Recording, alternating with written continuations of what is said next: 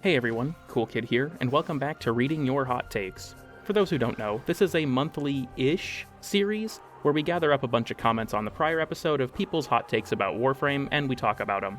I assume you can read the title, so you probably have noticed that we have a special guest for today's episode. SuccMut, who you probably know from his mag video or his Koumei video that will definitely come out eventually, joins us for today's episode. Alright, SuccMut, you are officially live. Welcome to the show. Random files are real. Off to a strong start. Yes. Hello, it's me, your favorite German. You probably don't know me, but I've been working on a Koumei video for over a year. And that's what I do. That thing's gonna be generational, like as in your children will be working on that video. Probably, bro. Survivor's Guild. Alright, so how this is gonna work is I'm just gonna like send you the take, and then I'll like just so you have a copy for yourself to read, and then I'll read it out and we can kind of talk about it. I'm very aware. I've been watching this. Alright, I'll go ahead and monitor content, bro. That's all my videos suck, but don't kid yourself. Fair. Alright, you know, maybe one of the gameplay segments for this video will just be like a different game, and I'm just not gonna acknowledge it and see if literally anybody notices. Alright, for our first take, aside from Uriel, most frames seem like they have all been designed centered around Helminth abilities. They all have one bad ability that is just there to be Helminthed off for Roar and Nourish. I wonder how far back this person is going when they say this, in terms of like recent Warframes, but I'm gonna be honest, I don't think I agree with this. There are some that definitely have like bad abilities, like I feel like Foley's 4 is kind of in a rough spot, for example, but I think it's mostly an issue of like DE probably not like thinking about some things too much. Like, for example, in my opinion, Reroute on Noko is like a super useless ability if you look at his passive for like a second. yeah. I think that's like more of an issue. My favorite use of Reroute is what I call Chudling Movement Tech. I just keep it on for movement tech. It's not because it's actually good. I mean, you can like camp in it while your 4 does its thing or whatever, but I don't feel like it's super necessary, to be honest. No, not really. I feel like when it comes to like other frames that have released like recently-ish though, like I don't know, I think all of Araxia's abilities are pretty good. Obviously Uriel has his demon, so it's he has that going for him. I guess Sirius and Orion, recently it was pretty easy to get rid of Jade Stars, but now it's actually decent. I don't know, I don't know how far back this person is going in terms of like most frames. It's like how far back are we going in the design philosophy here, I guess. I feel like, I don't know, I think it depends. Sometimes I do wonder, like, when it comes to the process of releasing frames, like how last minute certain decisions are. Because I know that Reroute, when they first showed it off, it did something totally different. Like, I think that it put enemies to sleep or something when Steve read its description on the dev stream. So it's like, how much of this stuff gets shuffled around right around the end? I think that it was also mentioned by Pablo at one point that they didn't know if Foley's 3 or her 1 was going to be the Helminth ability until like 2 weeks before the update came out.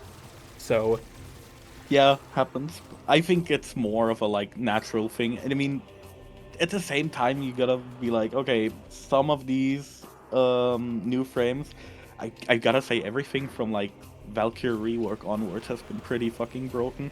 They have some lackluster abilities. For example, I think after the Jade Stars nerf, Sirius and Orion are gonna fall off a little bit, especially when their bugs are fixed. I don't like that.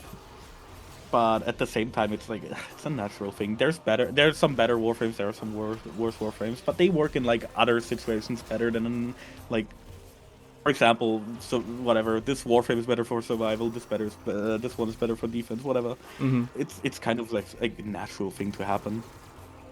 Yeah, this person also mentions like Roar and Nourish, and I feel like the unfortunate reality is that having Helminth abilities that just boost your damage just makes them like the correct option a lot of the time. So it's like, if a Warframe has an ability that's even like kind of not useful, people will often just drop it for those things because they are. So I think it's like a twofold thing, I guess. Yeah, like some abilities like Reroute and Plein Air and stuff aren't amazing, but then you also have the issue of like Roar and Nourish like are that good. So it's easy to justify dropping things that you don't use very often because it's like, well, just take the more damage button. Like that's the answer a lot of the time. Sadly it is. Grim reality. Well, True. I don't know if you have any more to say about this take or if you want to move on. I feel like this one's a little... It's kind of short. I give this take 1 out of 5 gold for gore, bro. What, is that going to be the rating system from this point forward? That's gotta be the rating system for this episode. All right, I'm This gonna episode has a rating system and it's gold for gore. I'm gonna leave that up to you to rate these takes. This is you can get like the SuccMut seal of approval if you get 5 out of 5 Golfagors for your opinion. For our next take, I hope this isn't a hot take, but we should be able to drag our friends around through relays and the dojo back to orbit. I think being able to group up with my friends at Weekly Reset going, drop us at Iron Wake and then let's go check Teshin, would be great, and I miss it from when Destiny had the weekly bounties from vendors. At the moment, my clan gets on and we all go around checking everything, but being able to do it in a squad would make it feel like we are all playing together at once, rather than everyone playing Warframe in a call. Proof nuke. Yeah, I don't think this is a hot take, I just included this because it kind of pisses me off. Like, why does this game's lobby system suck?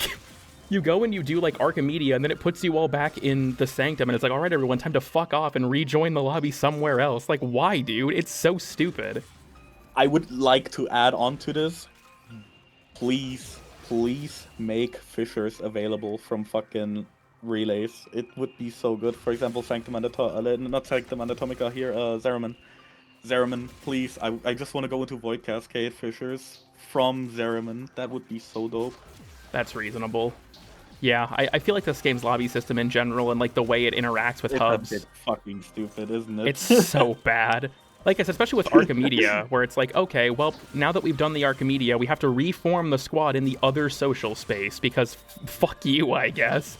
Like, why can't I keep my squad between relays? This was especially a thing like Belly of the Beast. I heard a lot of people complaining about it because of like joining it from relays. Because then you also would get dragged back to the relay, right? Like if your host queued the mission from a relay, then everyone would go back there. And it's like, this is such a pain in the ass, especially if, maybe you are aware of this, but if you send an invite to someone who's in like the Necrolisk, but you're in your orbiter and they like accept the invite, they stay in the Necrolisk. And the only way that they can like leave the Necrolisk, they have to leave your lobby. It's leave like your squad, I know. It's like, what the hell is this? It like I said, I don't think this is really a hot take. I just included this because it makes me mad. It's like, why does it work this way? My devs, bro, my devs.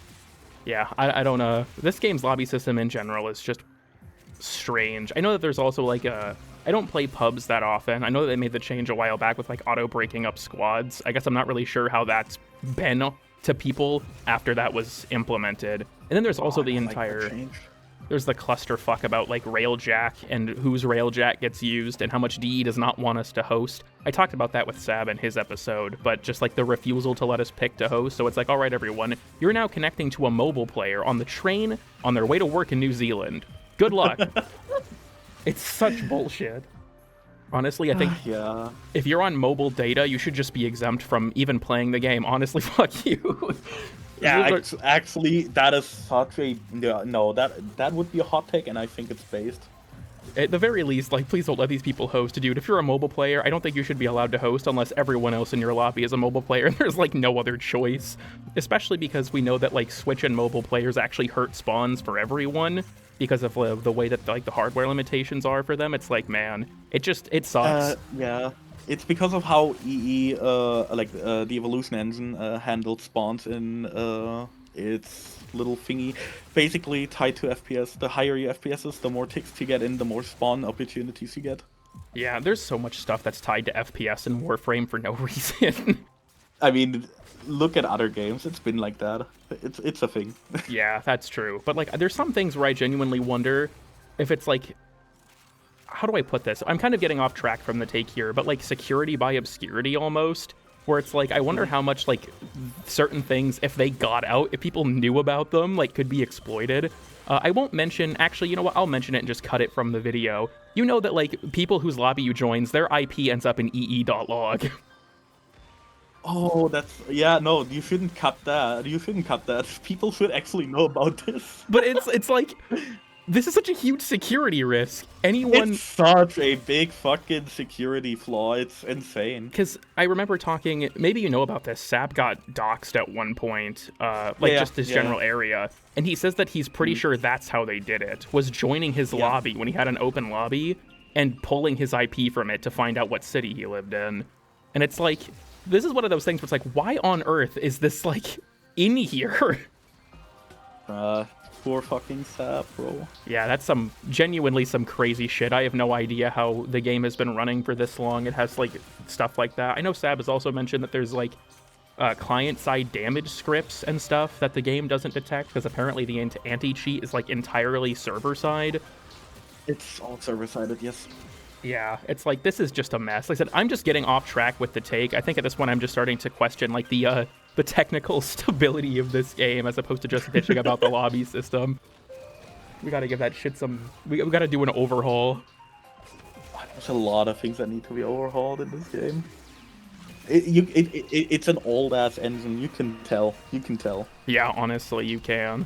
But at the same time, I fear kind of that if we like touch that at all, it would kind of turn into like a CS2 situation where like, oh, you do an engine swap, for example, and everything is gonna get even worse.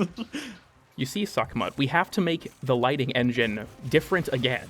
So there's no room in the development budget for making it not put your IP in the log file. There's no room for that in the budget. We have to relight another tile set. My devs, bro. Wait, need to send that to you real quick. My favorite sticker from your Discord. Oh, never mind. It's not loading. Yeah, the wheelchair DE logo. Oh, dude, hold on. I'm gonna show that on screen. Because there's that one, and then there's also, hold on, there's this one. I don't remember why this got made. I know this. I know this as well. This is great. Yeah, we've got the fucking... this is a banger, great. I'm not gonna lie. This one's pretty fucking funny. This is so fucking genius. Whoever made this, genius. I think that we've only discussed the actual take for like 2 minutes, but I guess is there anything else you want to say about this one, or should we move on? 5 out of 5 goal for goal, bro. You win. SuccMut seal of approval. Already. Splendid. Alright, for our next take. Even though people don't want to admit it or say Warframe doesn't have it, yes, there is a meta in the game, and playing the meta is better than using random, more fun frames in endgame content.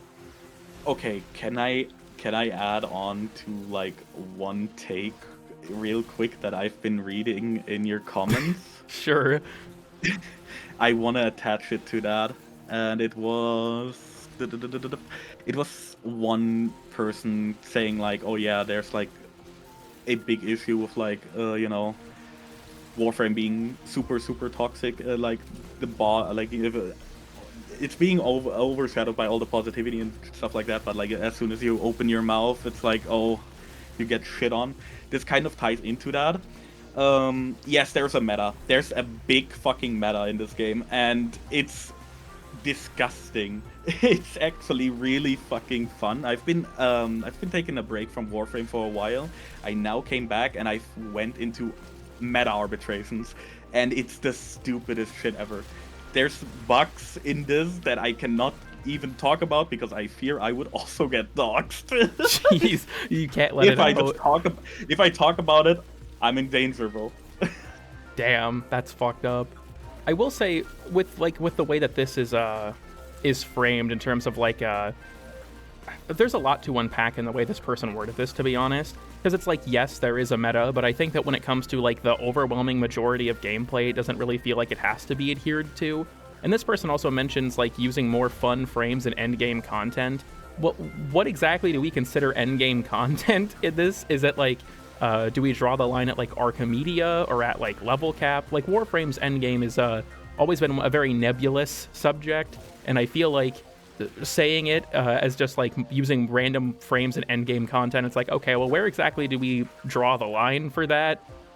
You would always have like, I'm just gonna say, a most efficient tactic. I know, yeah, whatever, metagaming, you call me a chud, whatever the fuck, I don't care. But you would always have, SuccMut, there you go. You would always have a most efficient tactic for one game mode or like the other. There's several metas. There's not just one. There's not just one big meta in this game. There's not one big meta frame or whatever the fuck, even though Hildren is a little bit broken at the moment. But anyways, Cydo 9 as well, little bit broken at the moment. But we don't talk about it. It's fine. But at the same time, you also have like stuff like survival. Yeah, what is the most efficient tactic to sitting on your ass for 5 minutes? Yeah. Come on. Well, I mean, see, now you have Foley's ghost children to find the bypasses, I guess, but Okay, fair enough. the thing is, as well with that, when it comes to the meta, is I feel like it's important to keep in mind that, like, just because there is, like, yeah, each game mode has a most effective tactic. I totally agree with it. There's not, like, an overarching meta, but it's also, like, the gap between the meta and things that aren't meta isn't super large for a lot of content. Like, when it comes to, like, playing the meta, some games, the meta is so dominant that you feel like you have to use it. Like, have you ever played Helldivers 2, SuccMut? A little bit. So, I don't know when you got into it, but on release, the game's primaries, generally speaking, were not very good. And so the game kind of revolved around 3 weapons: the railgun, well, I guess it would be 2 weapons and an item. The railgun, the shield backpack, and the breaker shotgun. And it wasn't because, like, everything else was, or, like, they were super good, right? It's because everything else was kind of bad. And so it was like, that was one of those situations, because I think generally PvE games don't feel like they push you towards the meta, because naturally it's not like a PvP game, right? Where if you're not playing the meta, you're going to get stomped by the meta. You'll be on its receiving end. But you do have times where, like, the gap is so large, like in Launch Helldivers, that it's like, okay, well, if I'm not using the meta, I'm getting shit on by the enemies because nothing else is very strong. But Warframe's definitely not like that, if you ask me. I think that, like, the majority of stuff works in the majority of cases, and even if there is a most effective tactic, unless you're trying to, like, uber optimize something, which is, you know, the fun of the game for some people, I think that for the vast majority of people, the gap between the meta and just using whatever you want isn't really large enough to feel like you have to use it. In general, I would say I agree. I would agree. The thing is, it's Warframe, like you said, it's a PvE game. It's like, whatever. You can run whatever you want, it works. We're in such an unbalanced state of the game where it doesn't matter. It really doesn't matter what you play. Yeah. But if you run a meta, of course, you can do certain farms a little bit better if you know what you're doing. Yeah, I feel like, because, yeah, I've seen, like, I get this on YouTube Shorts all the time, weirdly enough, which I know my audience is going to laugh at me for saying that, and that's completely warranted. But I'll get, like, recommended YouTube Shorts that I'm convinced YouTube is picking to rage bait me, where it's like, why Warframe has no meta, and it's like, I'm sorry, like, there's more nuance to this discussion, I think, but the thought of drifting a little bit off topic, but the thought of, like, you know, YouTube doing that, or, you know, rage baiting you intentionally, that is not even that far away from the truth, because, hey, you know, it recommends you something that you would engage with, you know. Yeah, that's just the modern internet now, is just rage baiting people into interacting with things. You see, this is when we fire up the ad blocker. I am not giving a cent to these people who are rage baiting me. I have a pie hole. I'm safe. I respect that. Well, for YouTube, I need an ad blocker, but yeah, for everything else. Yeah, I will say, like, kind of as I have this taken in front of me, one more thing I want to mention is the fact that he put the word fun in air quotes when he says better than using more random fun frames. Like, fun is an entirely subjective measure. I don't, like, I kind of made this mistake when I did the, I'm not sure if you saw it while it was briefly up, but, like, a video I did talking about Hildren and Archimedia, where I think I worded one of my arguments really badly, because I said that I have. Okay, because I had mentioned that I think it's okay for a frame to get nerfed if the result is that they're more fun, and I realized that, like, maybe that's not the word I should have used, because how fun something is extremely subjective. I think that it's okay if they're more engaging afterwards, or if it feels like more of their kid is involved in their gameplay loop, or like they require more input from the player to, you know, do what they do. But I think that, like, yeah, I realized after I got a lot of comments like, CoolKid, why the fuck does what's fun for you matter? And it's like, you know, actually, that's a fair criticism. I did not word that well. But yeah, I feel like the like, air quotes fun. Okay, but I'm totally, like, profiling this person when I say this. But because they said that and mentioned, like, the meta, I like to think that this is like some dude who just, like, AFKs. He doesn't even want to play the game. And he's like, Bro, this is... okay, maybe I'm gonna get some fire for this, but this is like the average Warframe player comment. Honestly, I like to think he's one of those people. It's like his parents have a 1 hour limit on his computer, so he's like, he has to optimize as much as possible to make sure that he can get his grind in before he can't do it anymore. I mean, in terms of, like, if you want to scratch that a little bit in terms of like elitism or whatever the fuck, I feel like a lot of people overestimate how much they know about this game. For sure. Like, I know a certain chunk of stuff that is like game breaking and whatever the fuck, but I still feel like there's so much room for more. There's like so much things that I don't know shit about. Yeah. The Warframe rabbit hole goes fucking deep.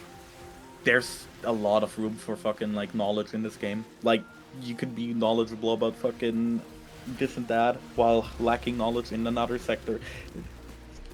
Basically what I said earlier already. Like, yeah, this and that good, this and that bad, whatever the fuck, right? Yeah. There's a reason why in my defense, my channel's description says low IQ Warframe player. That's my go-to fucking excuse. I mean, that's like an oxymoron, though. You could just say Warframe player. The low IQ part is implied. Yeah, okay, fair. I'll change that. Thank you. Fair enough. But yeah, I guess I don't know if there's anything else you want to say about this take, or if you're good to move on. You know, this sparked the discussion. This is also a 5 out of 5 goal for gore take. All right, this person. I hope that he can carry it with him as an achievement that he got 5 out of 5. Now you can call yourself a big man, dude. For our next take, I think Araxia is by far one of the best weapons platforms in the game, but god do I wish her 4 didn't do the magazine imbue like Side 09. Actually, I hate the fact that Uriel has it too. Whenever I'm playing Araxia and one of them shows up in my lobby, it kneecaps my Toxin-reliant build when I accidentally get the weapon imbue pickups, and the fact that they can't stack with each other also sucks. Took them forever for Incarnants to work with the imbue stuff too. TLDR, I think the weapon magazine imbue should be a strictly Side 09 mechanic. Also, I think mayo is by far the best sandwich making spread. It goes well with the majority of other sandwich materials. Okay, we got a two-parter here. Parts 2, you know what? I agree. Mayo, yeah. Mayo does hit, I'm not gonna lie. I think if you don't like mayo, that's like a concerning thing about... It's like a red flag. You know, it's like if someone doesn't like dogs, that's like a red flag. I think it's the same for mayo. Mm-hmm. As for the bulk of the take, I'm gonna be honest, I think elemental ammo in general was like one of the weirdest mechanics they've ever added. I'm not sure if you're super familiar with how weird it is in general. I am very aware. Like I said, been playing RBs a lot. Oh, I didn't realize. I'm guessing sight is part of that. Maybe I should say. Possibly. It's like we have to. That one's going up in the air. We can't. If you want to keep your address secret. It's not new. It's nothing new. It's literally nothing new. It's people just need to do a little bit of research. Just go and look up rb.guide on the internet. Literally. You know, fair enough. But when it comes to the elemental like ammo thing in general, I feel like it made sense for sight. But then when we got to Araxia and especially Uriel, I was kind of like, what's the justification for this? Because if you look at like, so Uriel's Demon Katanak only links enemies when he's within 5 meters of them. So it's, you know, good for like extending his melee range functionally. But then Vithellus gives him a heat damage rune that only affects his guns. And like, that's not like an anti-synergy or anything. I just think it's kind of weird. Like, why doesn't he just get a heat damage buff to all of his weapons? I don't really understand why he only gets it for his guns. Araxia, it kind of makes sense because she can't use her melee during her 4, which, brief side note, why the fuck did they give her a signature melee in that update when she can't even use it? But regardless of that, elemental ammo's finicky nature does just cause it to like not work with weird stuff. I don't think they ever fixed it with arc guns, right? I don't think arc guns can use it still. I'd have to lie. I'm not aware, but I don't think it works with arc guns, no. Yeah, I think, because I actually was working on a whole script about this before they fixed a bunch of problems with elemental ammo, about what it didn't work on. I think Side 09 specifically, it doesn't work on recharging weapons, but I think it does work for the other two. But I believe that Incarnate forms and arc guns don't work. I'm not sure if the Incarnate thing ever got fixed, to be honest with you, for Araxia and Uriel. I don't use an Incarnate for my like loadout with either of them. But if you look at like Saren, her buff is functionally almost identical to elemental ammo in a lot of ways, and I think it works fine. Like, it works on all of her weapons. It's got the same weird extra damage instance that scales with everything bullshit going on. I don't really know why the elemental ammo thing was necessary for Uriel and Araxia when I feel like it made more sense on site because of his thing being like an ammo pack. Then again, I won't lie, I do think that the UI element for it is kind of cool to see like the ammo text change. Maybe it's all hype moments in Aura. I mean, this is Warframe. That was like the entirety of Jade Shadow's Constellations. Yeah, pretty much. Hype moments in Aura mechanic. My personal take on the matter is they found something. They made a new thing, and they're trying to milk it, kinda. Like, oh, this is a new mechanic now in the game. Oh, let's slap it onto like 3, 4, 5 other Warframes, and yeah, just milk it a little bit. Honestly, that's fair. Cool thing we invented. Yeah, we added Toxic Lash like 10 years after Saren came out, but with different elements. And then, of course, with the release of Scythe, they also ended up creating one of the most broken setups in the entire game. Oh my god, now that you say it, yeah, it's basically, yeah, okay. It's basically, yeah, wow, I've not been thinking about that. Yeah, basically it's fucking Toxic Lash. Yeah, Toxic Lash. I remember when I was working on my Sobek video, like looking at the math for it, it is functionally almost identical to Elemental Ammo, except it applies to everything. See, this is why I call all of my takes like buffoon takes, because stuff like this, I think of things and then I forget, like, oh yeah, Toxic Lash exists, oh never mind. Ooh. That's why I also don't comment, like, give my takes on stuff. I just enjoy the game. I mean, that's fair, but like, don't worry, I'm at the bottom of the bell curve with you. So, okay, fair enough then. Which side we're on is up to viewer interpretation, but I can assure you, it's not the good one. Fucking Schrodinger's cat for me, bro. I'm on both sides, kind of. You're both smart and stupid. Not. I respect that. You can't let people know your next move. Remember, if my take is bad, it's because I was trolling, and if my take is good, it's because I'm a genius. Alright, I guess anything else you want to say about this one? So the Mayo take is a 5 out of 5 goal for gore. Otherwise, I would say it's a main take is a 3 out of 5. Okay, well, this person got at least one. At least one thing is 5 out of 5. I feel like you're handing these out. Maybe we should have given you like a limited amount of 5 out of 5s. I feel like you're kind of handing these out. Fuck, bro. You gotta be careful. I mean, a base take is a base take. But you're right.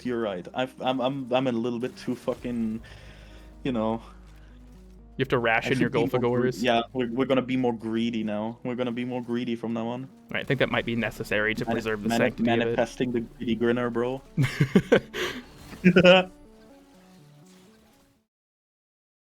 Next up, hot take might actually be lukewarm. The game should be balanced around 3-minute missions. Defense and survival already have been balanced towards this number recently. I'm tired of 5 to 8 minute grinds like mobile defense, mirror defense, void Armageddon, etc. If something is going to take that long, the rewards need to be appropriate for it. See Archimedia. Why does mobile defense give literally nothing? Why are the mirror defense rewards low in comparison to time taken? Why is the last sentence in here? Why does your Peter look like that? Fuck you, AK Dreamer. I know who you are. I'm calling you out on a personal level.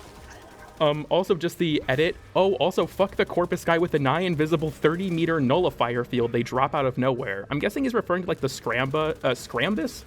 Dude, all these words are fucking fake. I think it's like they're called Scrambus enemies. None of these words are in the Bible. Dude, people be telling me like you pronounced that wrong. It's like, dude, none of this is real.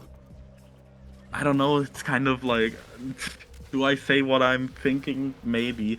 This is kind of like a YouTube Shorts comment, bro. This guy who watches YouTube Shorts. Attention span is non-existent. That's fucking brutal. I don't know. I feel like if, you know, we're getting... The way DE is pushing out updates at the moment, for example, I am happy if I have something to play that is at least a little bit longer, you know, that grind takes a little bit longer, aside from fucking the new Steel Path Railjack. Holy shit, please make us use our own Railjacks. That shit is ass. Mm-hmm. But otherwise, I feel like making things shorter, sure, especially because like the average Warframe player does not exceed like, even in like endless missions, they don't exceed like 20 to 30 minutes. But you don't want to hand out things either. You just Yeah. don't want to, you want, if you drop an update in the end, as the developer, you want people to actually play it and not just, oh, let's fucking do this real quick and then like wait another like 3 months for the next one. I don't know. Yeah, I get where you're coming from. I think, weirdly enough, there's like half of this that I agree with, because the first half of like balancing everything around 3-minute missions, I don't really agree with, and that's kind of for one major reason. Game mode complexity, I feel like, is going to suffer at that point. I think that a lot of Warframe modes in general aren't that mechanically interesting, and I like when they get more mechanically involved, or like there's more stuff to do than just, like kill people or kill people. That's honestly like 80% of the game modes in this game.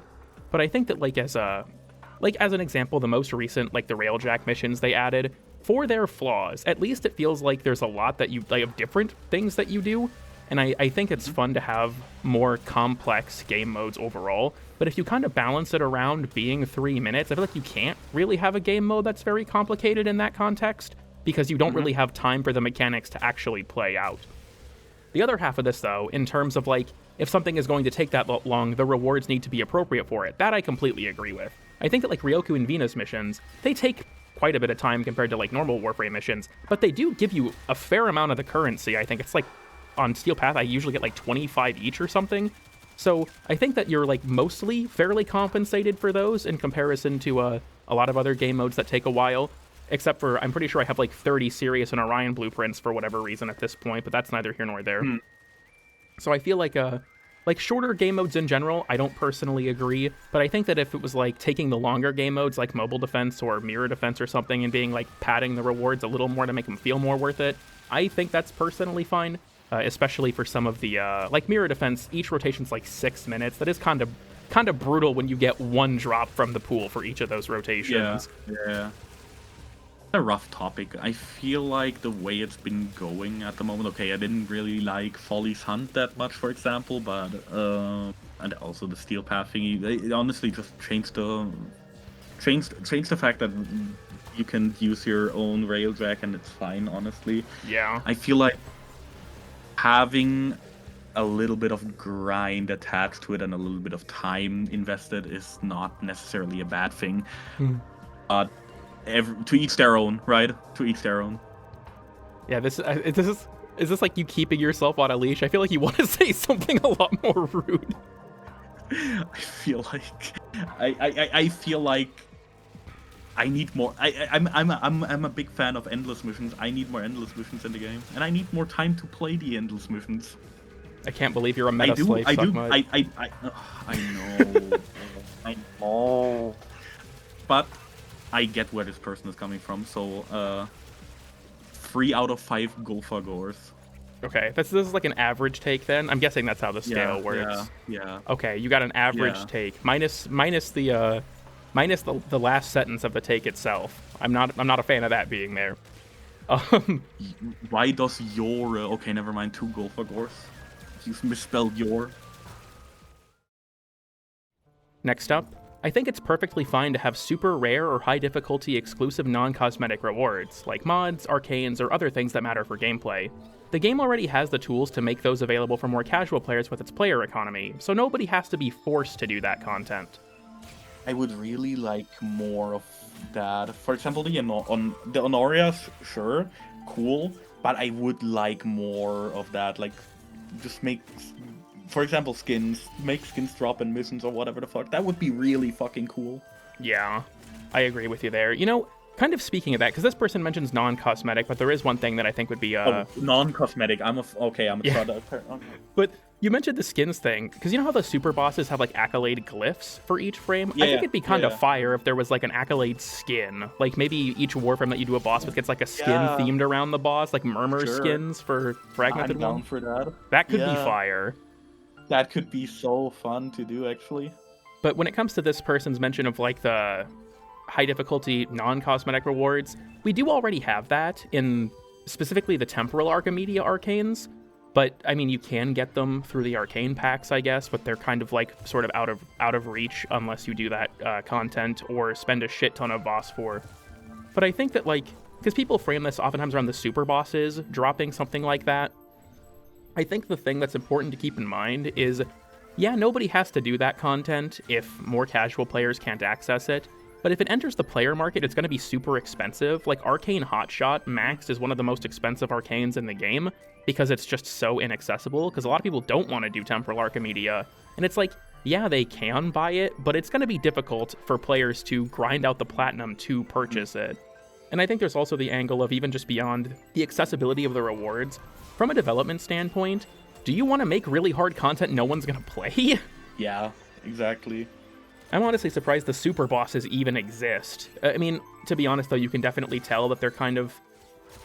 This is going to sound mean, but like an afterthought, because the Guilty, like half of the bosses' attacks in the Guilty across 3 bosses are bugged. Like, I'm pretty sure Ash and Caliban's revenge attacks still have no hitbox. I'm pretty sure, yes, because I've been doing them recently, and literally everything you need to do to win in the Guilty fight, I'm sorry for debunking your Conquering the Guilty video, but all you need to do is equip Shade Prime and you win. That's true, honestly.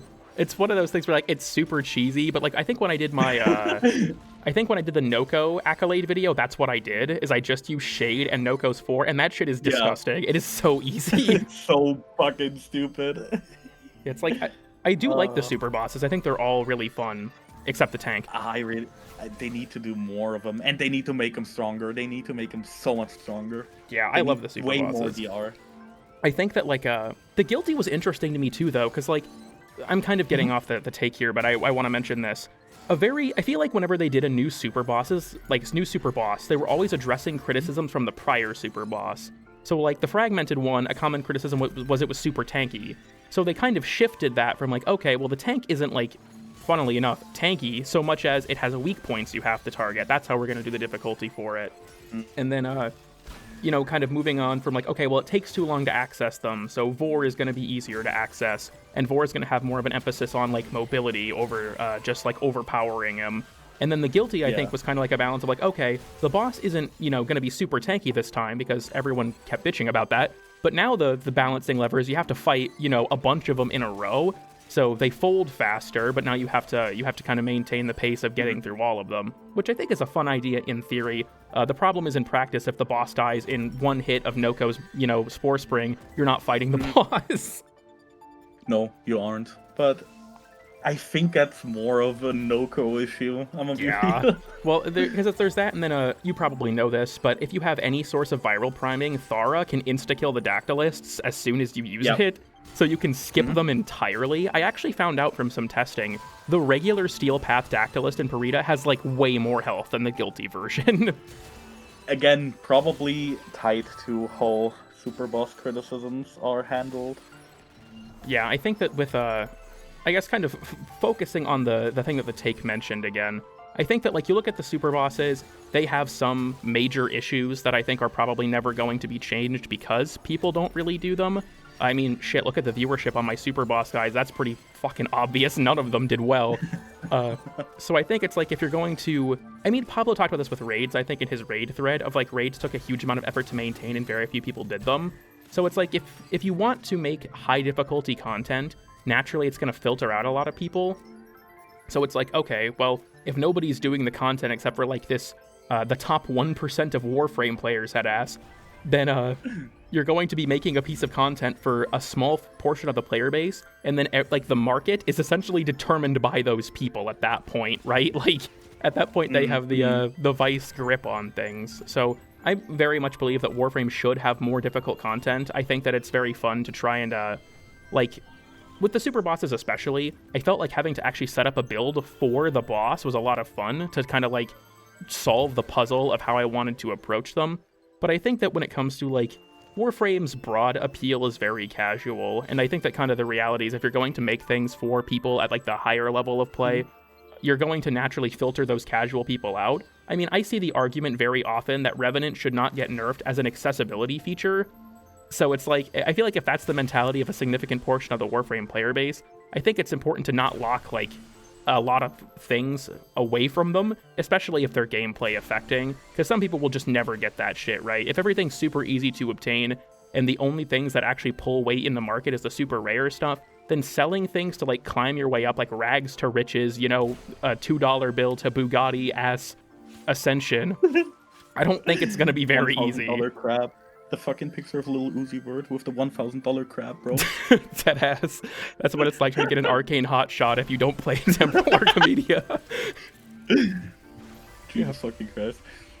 But I think like in terms of like pushing out content and balancing it, I think it's a good approach. It's better than nothing, right? Mm-hmm. Like we have the super bosses now, they are like content for us more than for like the general community. I don't mind the fact that it's like an optional thing. Yeah. But do we tie drops or like, you know, like arcanes or whatever the fuck to it? I don't think it would be healthy when the set arcane turns out to be really good. I mean, look back like a few years when I started playing Angels of Zeraman was new, and like everyone was like dick riding Arcane Energize, and like it was the fucking Arcane. How expensive it was back then. And for example, some Arcanes that are still like in game modes that are played less, secondary encumbered is like one of them that I can figure off my head that are still expensive. At some point they are gonna be made more accessible, for example through the Phosphor system or whatever the fuck, but I don't think tying it behind like super hard content is a good idea. Maybe like give us more credits or whatever the fuck. Do that instead of, you know, tying like actual meaningful drops behind it. Yeah, I definitely think that like harder content with unique drops has its place, like the Archimedias. I think it's fair, but I feel like if we're gonna get like much harder than Archimedia, then I feel like it starts to, like I receive comments all the time actually that a huge amount of the player base doesn't even do Archimedia because they just think it's too frustrating. I also, like as you were mentioning this, I kind of had a realization as well. I don't know if this would be as big of an issue in Warframe because oftentimes when you get like a powerful item, it's not to get better at a specific piece of content.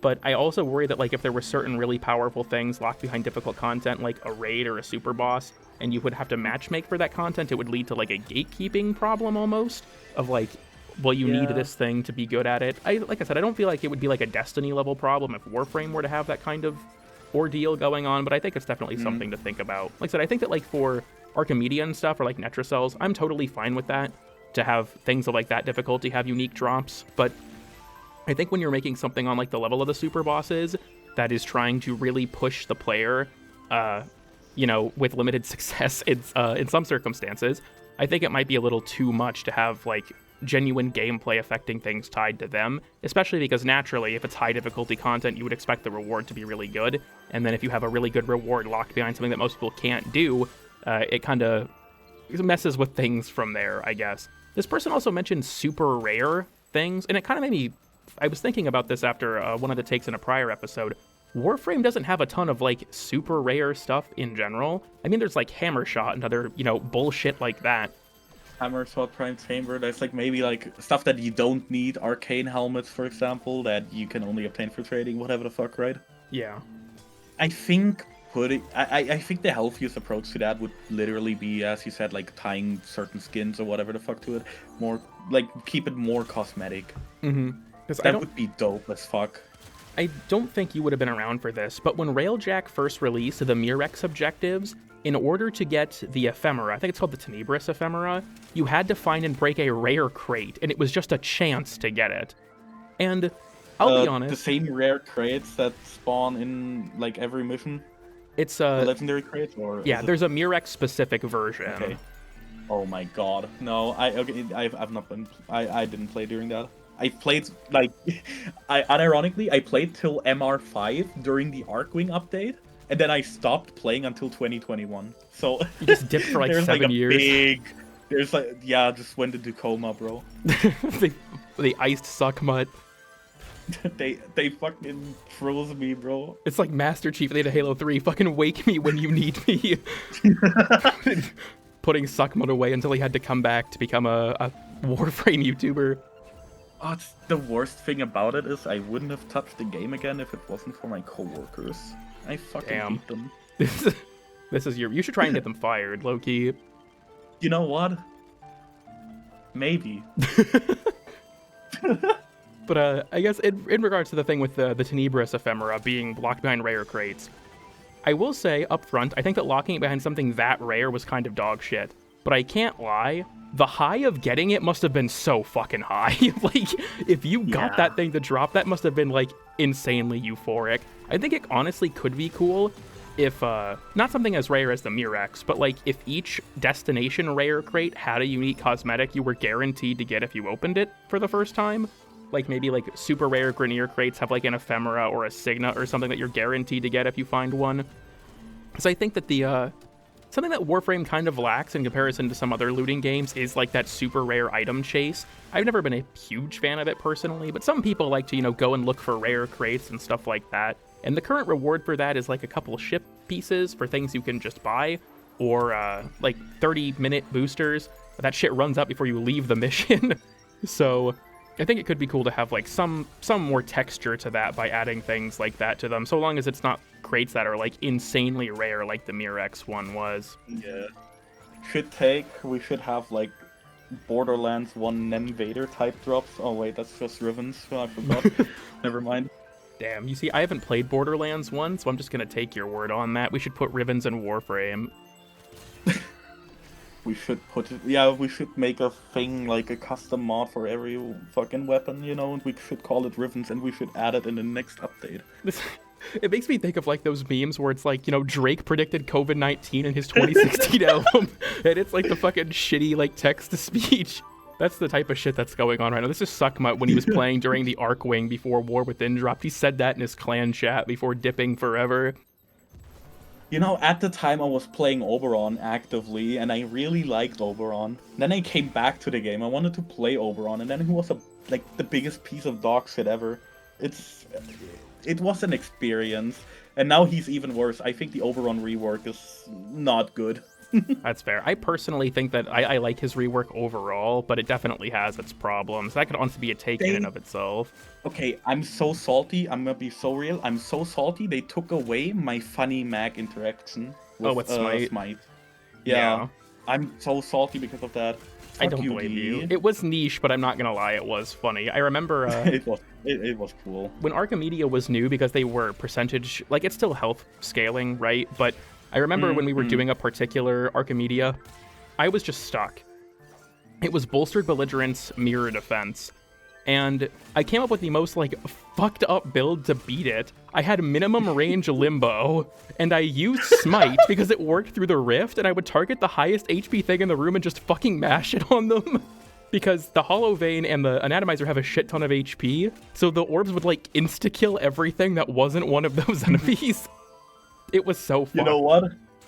I respect that. That's actually smart. I like that. I like that thinking. I have to give credit to Nitro, my boyfriend. He's the one who suggested to work Smite into it, and he was completely fucking right. I'm not gonna lie. It actually worked very well. That is a fucking build of all time. But are you, would you like to move on? I think 4 out of 5 goal for gore. Okay, 4 out of 5. This person. I'm surprised you haven't dropped, like, a... I feel like maybe we'll get a couple 0 out of 5s at some point.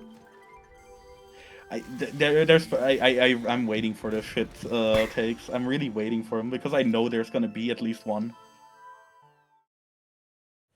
Next up, when it comes to game design, most people agree that balance with nerfs and buffs is a good thing. My hot take, that might not be a hot take, is gamers are good in identifying where changes need to be done based on their much larger experience and playtime with the game. When it comes to how things should be changed most of the time, gamers' opinions are wrong. This hot take comes mainly from my experience playing World of Warcraft, where it has been proved to be true, but I find it to be true in many other games, Warframe included. I think there was a GDC talk that was actually about this subject or something, with, like, players are great at identifying problems but bad at fixing them, especially because a lot of the time how you think something should be fixed is, like, colored by the way you specifically experience the game, if that makes sense.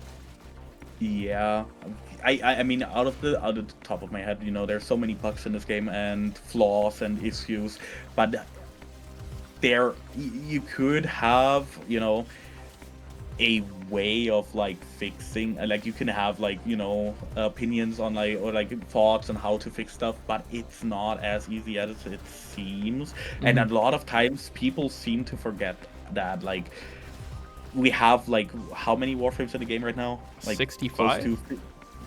Yeah, 65, thank you. There's 65 Warframes, there's like 65 times 4 fucking abilities. Then you have the subsumes. You need to be very careful on what you change and how, like, what values you change, for example, because like you gotta you gotta keep a constant reminder that it could potentially fuck with something else really badly. And I think that's where like the German moment legitimacy of this opinion comes from. Like, he has a point. He gets a wait. I'll put a true on this one. Man, that's how no one else has gotten a true so far. This must be a 5 out of 5 Golfagor take. Nah, this is a 1 out of 5. Damn. You haven't rationed well. You're out of Golfagors too early. You see, I'm good at identifying a good take. I'm bad at, saying this is a good take. Whatever. But I think it's interesting because, like, obviously many of my videos have suggested changes to things, and I think it's, like, fine to have that kind of opinion if, like, based on your own rationale. But I do think it's important, and I always clarify this, it's, like, important to remember, like, none of us are game designers, and the people that work on the game are more qualified than we are to work on these things. I don't want to be in Pablo's position. Honestly. Yeah, I completely, like, I mentioned this before. I feel for this man. I feel for this guy. If I was a game designer and people knew, like, what game I worked on, I would either have to, like, delete my entire social media presence or kill myself. Because I don't really know how I'd work out, all the nonsense any other way. Like, so many people, I've seen some takes from the Warframe community that I think are just, like, legitimately insane. Like, there was this comment I read on the Warframe wiki a couple years ago now. It was like 8 paragraphs of someone explaining why Loki was actually meta, and that's the problem wasn't Loki, but that frames like Saren need to be nerfed to his level. And I remember reading that thinking to myself, like, thank fuck you don't make the game. Like, I understand the angle of, like, the level of power is too high, but man, that, like, dissertation was, I might still have the screenshot. It appeared in Obvious and Mundane Stuff, I think. That shit was insane. I don't use this word likely, but that's a hella copium take. Holy shit. Honestly, yeah, I feel you there. Even as someone, like, I personally think Loki isn't as bad as people say he is, but man, saying Loki's, like, the baseline we should balance around is kind of fucked up. I think I'm gonna go off topic again a little bit. Can we, like, rework Loki entirely and make him more like the actual Loki, not just like, invisibility and stuff like that? Like, make him more of a trickster, kinda. Like, more of, like, go more into the mythology aspect of Loki. It would be really fire. Yeah, there's so many things you could do with the concept of Loki from, like, just mythology, that you could do so many things. You could do so much to save him. Yeah. I am not saying he's bad. He has his value in certain things. I'm not saying he's bad. But I think his overall design could be better. His kit design could be a lot better. Loki's especially nuts because, like, now that I think about it, I think of the original 8, he's probably the one that's received the least amount of changes over the years.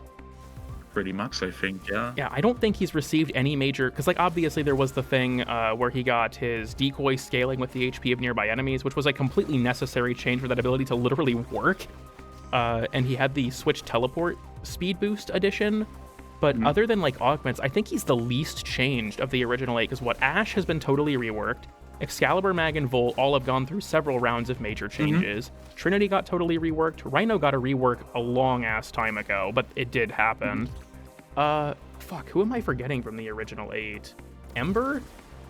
Ember? Ember? She's gotten changes, but, that's a separate discussion. We take Ember out the back and shoot her, bro. I think Nyx and Frost were in the patch after. Shit, who am I forgetting?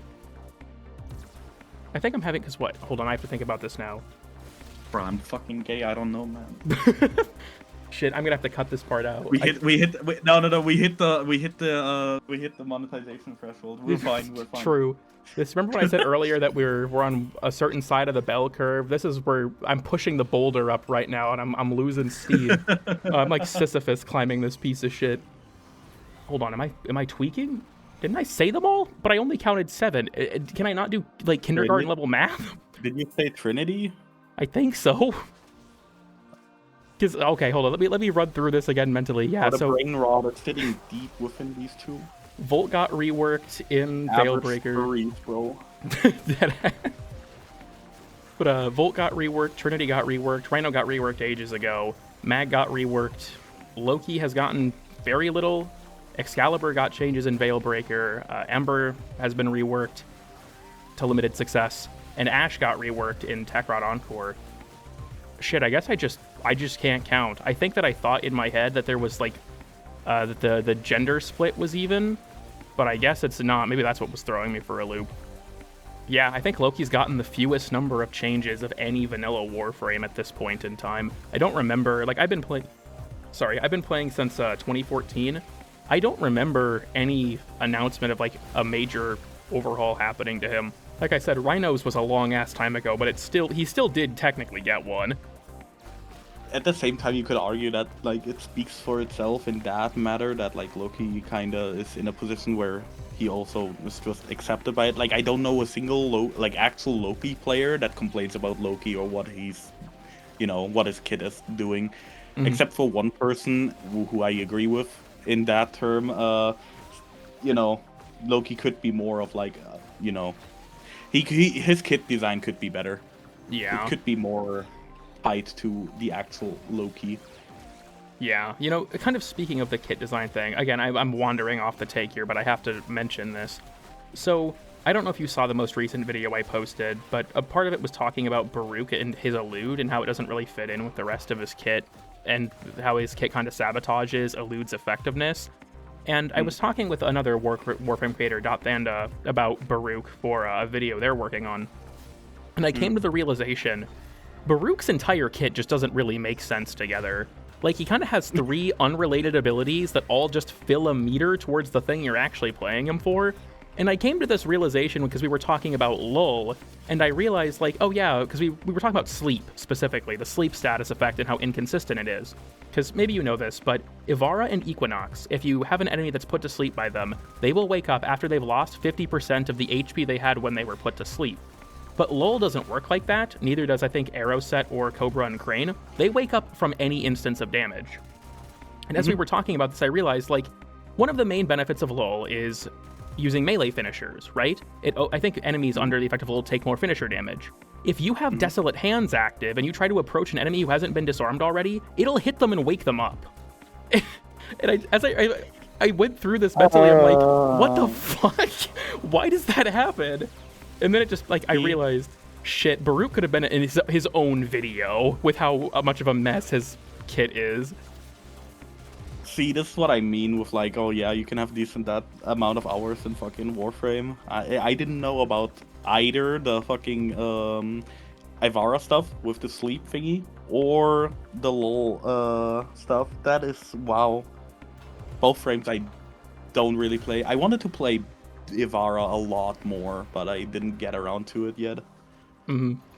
Yeah, sleep is just, it's so inconsistent. I think in one of my old weird status videos I talk about it, every single source of sleep in the game has some stupid quirk about it that makes it different from the others. Like, I think Ivara's doesn't open enemies to finishers, while Equinox's does, or something like that. Like, it's just weird nonsense. I kind of hope that one day they'll do the same thing they did with Freeze, when they kind of consolidated it into the cold status to, like, do a consistency pass on it, but yeah, I guess I'll bring this back to the take, because like I said, this episode's going to be very all over the place, I think. But I think the overall sentiment I agree with, that like players are good at identifying issues but not at actually solving them.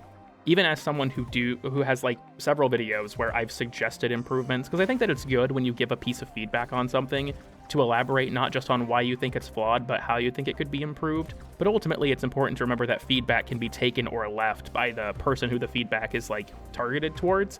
So like if a developer was to watch one of my videos and be like, well, CoolKid makes a good point about why X thing is an issue, but Y solution wouldn't work for these reasons, then I still think that there's some value in the critique because they still identified, the problem as a problem, even if they don't pursue my solution. So yeah, I think especially with a game like Warframe that's so vast and there's so much to consider, a lot of people's opinions for how to solve problems can be really questionable because they can have like implications that are beyond the scope they are trying to target with their change. If they're like, okay, well, we should make a change to like, maybe we're trying to like nerf one particular Warframe. Like I saw someone said Roar's double dipping on status effect should be removed. And it's like, okay, you've now nerfed all status damage, or sorry, all faction damage. Like I understand that maybe you think Roar is too strong and you want to nerf it in this way, but you have just now nuked a bunch of other unrelated things because of the underlying mechanic being changed. Exactly. And so yeah, I think it's like a lot of the time when it comes to like the suggestion for the solution, it can be difficult to keep it in scope with a game this big. But yeah, I think overall, I would say I agree with this take, even as someone who's, made suggestions for improvement myself. Shit, I'm a fucking idiot. Most of them are also probably bad. Fucking true. Yeah. Like, I think it's really valuable to bring criticism onto the table and treat said criticism as criticism, and you should actually, like, not just...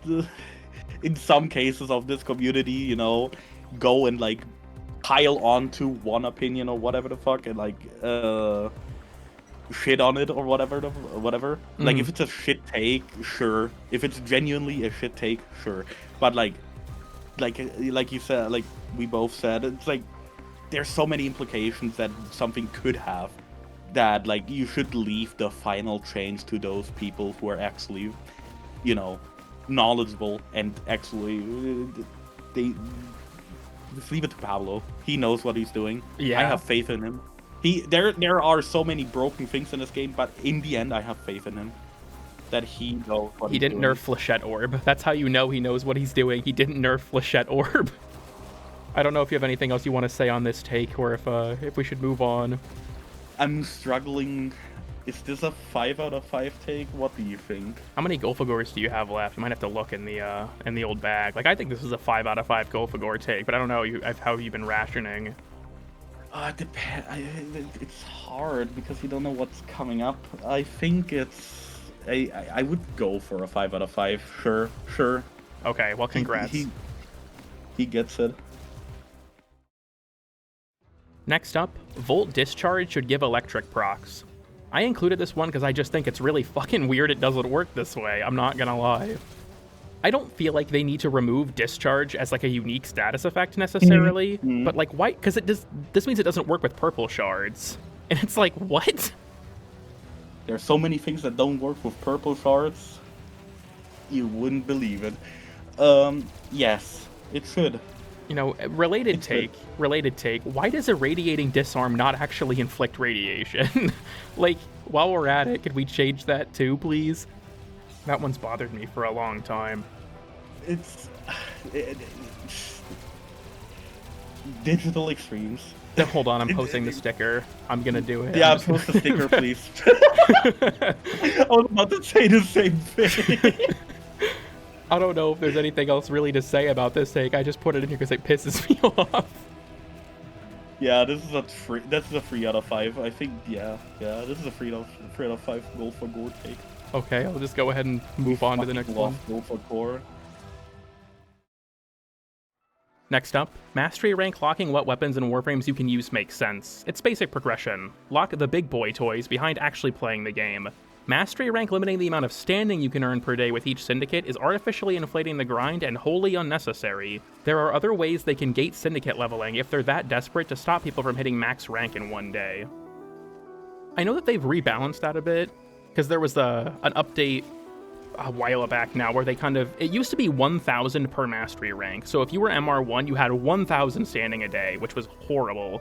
And I know they've kind of redistributed it, but I feel like MR locking standing is like a rich get richer situation. Like if you've already played a shit ton of the game, you just have an easier time than people who are not, as much of a no life as you are.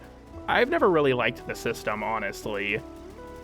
I don't necessarily like it either, but considering that like Warframe still tries to be an MMO light, I think it's a reasonable thing to do. I mean, why would you change the running system, right?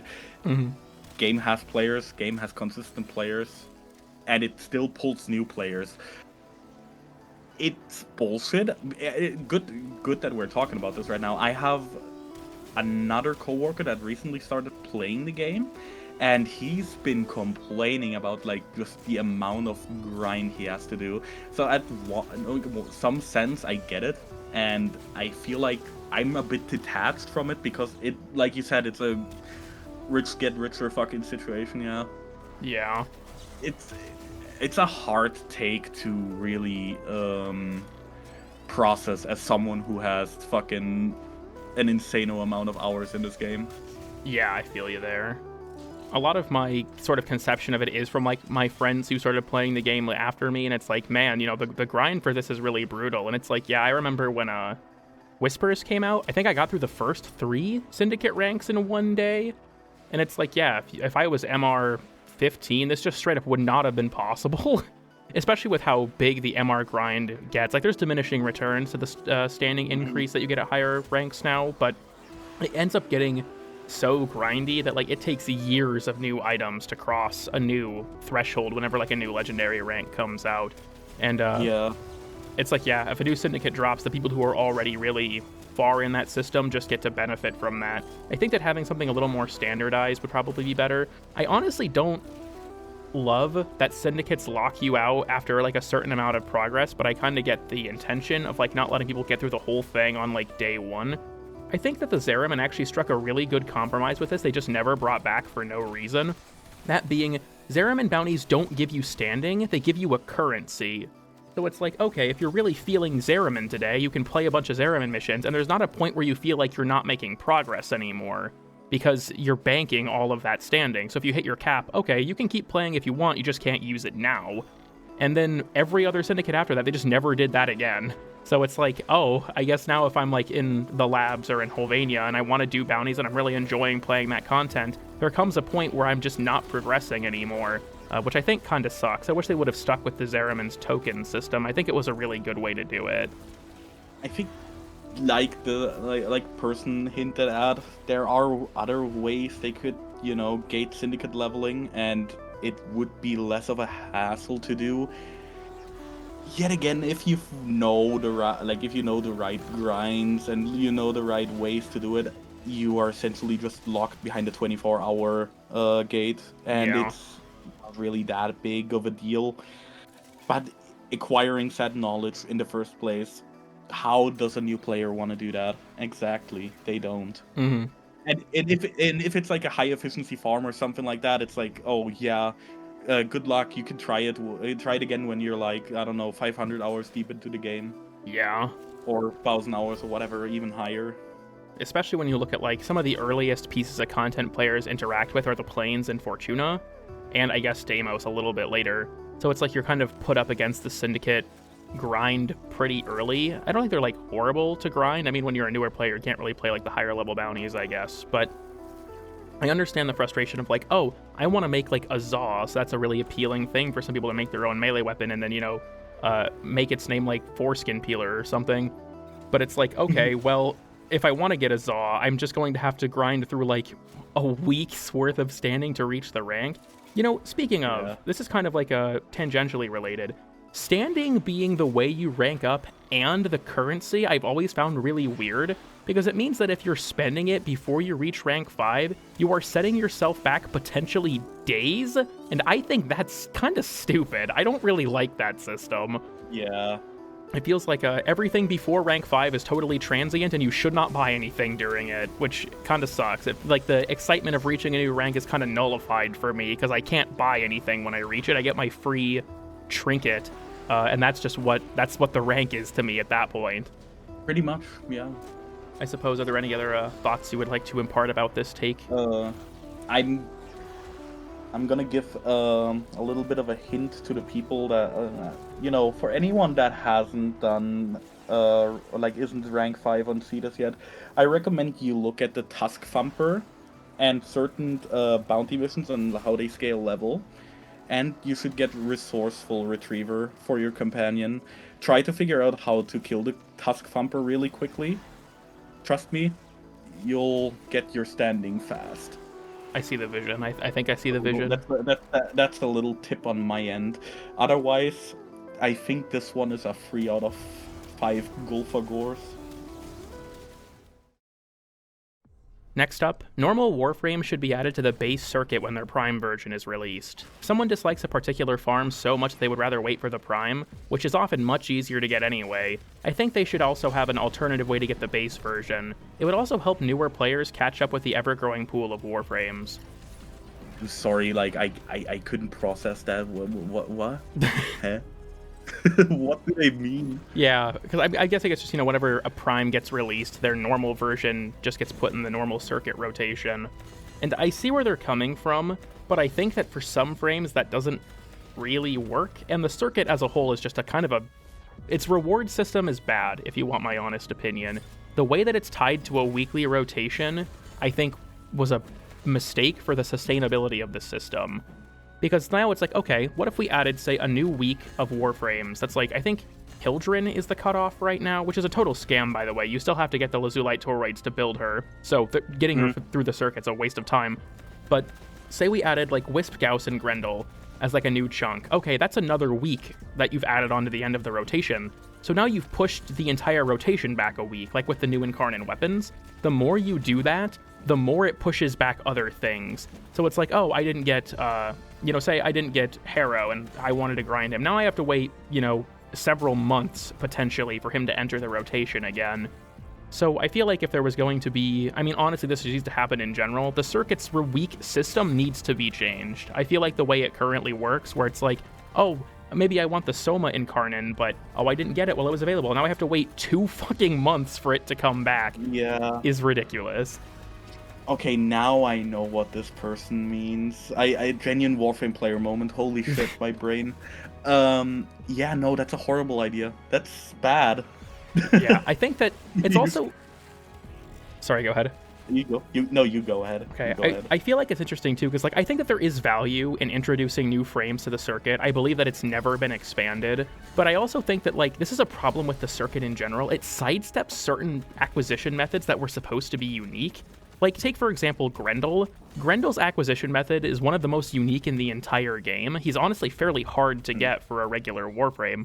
And I think Hildren kind of suffers from this too, being in the system. If you put Grendel in the circuit, you totally sidestep any reason to engage with his unique acquisition method. I think that for, a lot of the, more normal star chart frames, it can be fine to put them in there, which is part of why I think Hildren probably shouldn't be in there, because she does have a more unique acquisition method. But when it comes to, a Grendel, for example, or someone who's, got a more unique acquisition method, I feel like it's probably best to leave them out of the system. Yeah, you can go get Grendel Prime, but if you want to subsume Nourish, you're working for that shit.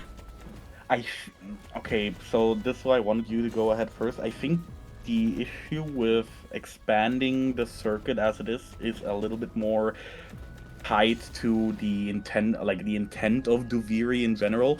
I don't know, you remember how, when Duviri came out, there was, this little split at the beginning of the game where you could choose Duviri first or the normal game first? Yeah. It's... Obviously, they wanted to have, a new player experience with Duviri. And I think it should stay like that to get more of the base get an easier grind on the base Warframes in, and I think they should move, maybe not even expand on it, but maybe, for example, expand stuff like Descendia a little bit more in that case, because Duviri is supposed to be for new players. It's accessible from the get-go. And I think they should move that more over to other content, and they should treat it differently. Definitely should they need to do so. I think it's not a bad idea to look at Duviri again and think about, oh, should we really have 7 weeks of fucking rewards in it. Yeah. But I don't think we should add more into the mix because it's supposed to be a new player thing, and the way it is right now, I think, at least in the Warframe sector, it's pretty good. Mm-hmm. It's a way to obtain a Warframe while playing something else. You don't want to do the grind? Okay, here, have your little roguelike toys. You go and play. Yeah. I personally like it. I like the circuit a lot, and I still defend it to this day. I like the circuit. It's a bad new player experience, honestly. It's a failed new player experience. Like, they could have used it a lot better to get people into the game more and explain maybe things a little bit more through Decrease, but I think the rewards, as they are right now, they're not perfect, but they're fine. Yeah. But I feel like with, especially with, because I understand, like, so this person's point of, like, you know, there's the growing pool of Warframes in the game, but I feel like a lot of the ones that have been added since the circuit as well have had more, like, unique or specific acquisition methods. There's not very many, like, almost all the circuit ones, right, are, like, Star Chart boss Warframes or, like, bounty Warframes, like, that kind of thing. Yeah. So I think it makes sense to, like, okay, maybe these are ones where, like, new players could get them easier from another source, and this is, like, an alternative thing. But then when you get to, like, Warframes with a narrative attached to them, or like a unique gameplay thing attached to them, it's probably best to leave them out of the system so that players do have to engage with it. I mean, I guess maybe that's what you've just said, and I'm just kind of, like, retracing the rationale of your argument there. Like I said, I see where this person's coming from, for sure. And I think that, like, maybe some of the newer Warframes could get mixed into the system if they were more, like, sort of an easier to obtain thing that's not really tied to any, like, narrative event or anything like that. But I think that, like, as is, the circuit is overall fine. Honestly, I'm just still weirded out that Hildren is there, because it's a complete waste of time to obtain her through the circuit, unless you just have, like, the most horrendous luck imaginable and can't get a piece of her to drop. Yeah, this is the first 2 out of 5 one, I think. That's brutal. This person got 2 out of 5 Gulfagors. Yeah, you're gonna get the 1 out. You're bro. 1 Gulfagor less. You're gonna get banned from the channel, bro. I'm stating this right now. You get 1 out of 5 Gulfagor, you're banned from the channel. Wait, we had someone who I jokingly said one. Yeah, dude, that guy's fucked. That? Yeah, you're gone, bro. I'm sorry. It's done. You know what? I should probably be cursing this bit more, because now I'm gonna have to make a unique asset for, like, the Gulfagor rating system. I'm gonna have to put it on screen. I can do that for you if you want. I know nobody's even gonna see that shit. No, it won't be too hard, to be honest. I'll just make some bullshit real quick. Okay, this one's kind of long, so this might take me a minute to read, but I'll send it over. I like the name. We're off to a strong start with that. That gets a bonus Gulfagor right from the get-go. I'll go ahead and read this out. Next up, at a certain point, especially with things brought up in this list of hot takes, it starts to feel the only... Hold on, sorry, that threw me for a loop. That's worded weirdly.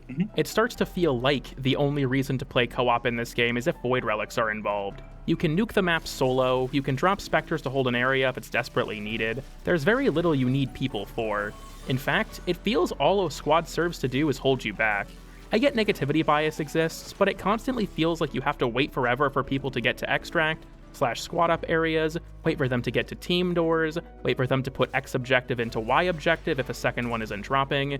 Even in endless relic farms, people will often split up or choose the strangest rooms to camp in, causing enemy spawns to break or not enough enemies to corrupt, causing half the squad to not even get traces. Even Railjack feels like it'd be impossible to finish if not for the option to force the squad to teleport back to it. I still like helping people out or playing with other people, but even just recently farming Sirius and Orion, it felt like the only way to actually get anything done was to kick the squad to the curb. You need to play with friends more. You need friends, bro. Damn. I'm sorry. But if you have an actual coordinated squad, you're gonna do so much better. And if you're actually playing some frames in their intended roles, oh, bro, you're gonna have a blast farming certain stuff. Especially stuff like arbitrations do get a lot easier if you have an actual squad that knows a thing or two on how to actually play their frame in their set position. It makes farms easier. It makes a lot of farms easier. For normal missions, I agree. But for farming, I don't think that just Void Relics. Just Void Relics is, yeah, it's a generalization. Is that how you say it? Yeah. of the broader picture.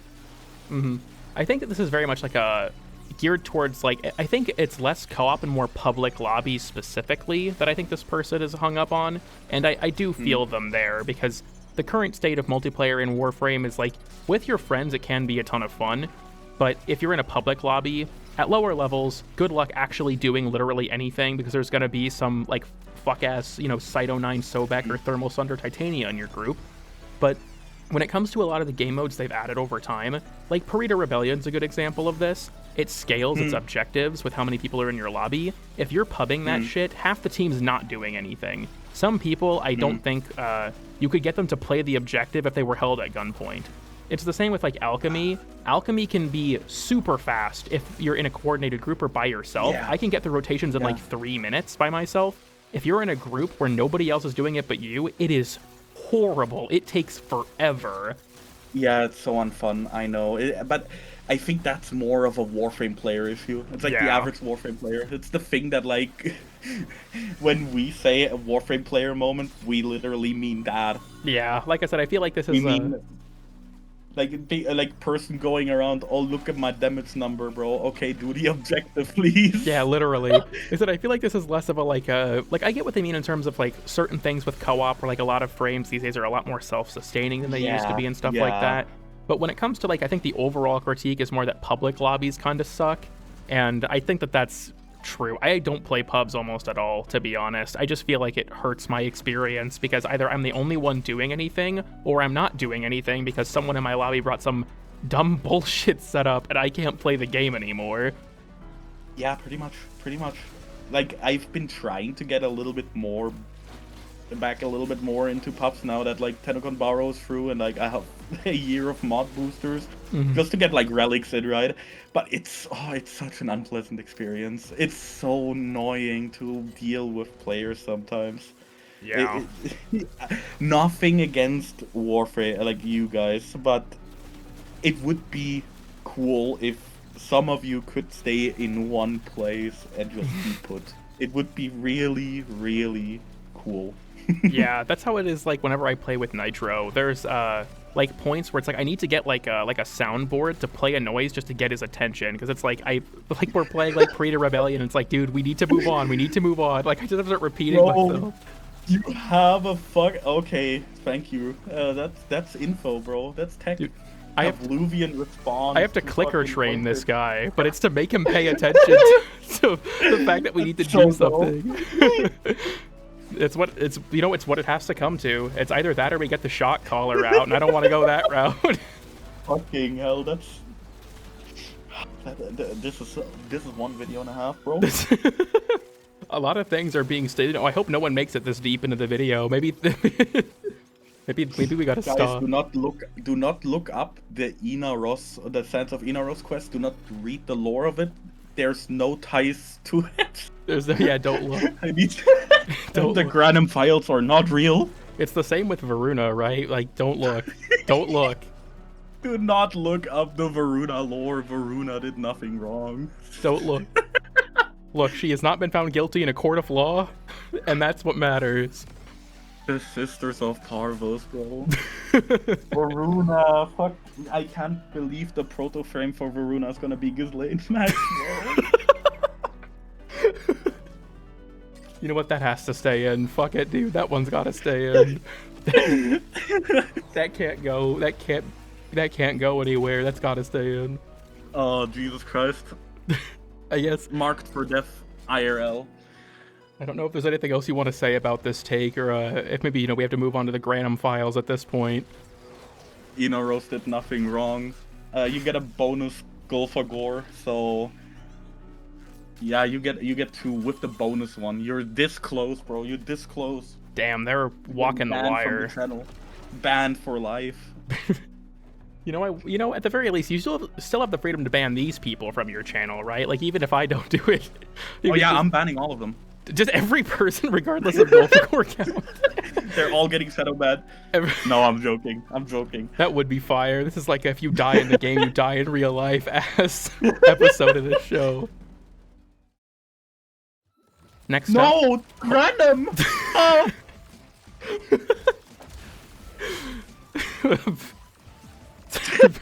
Fucking hell, sorry, that threw me off, dude.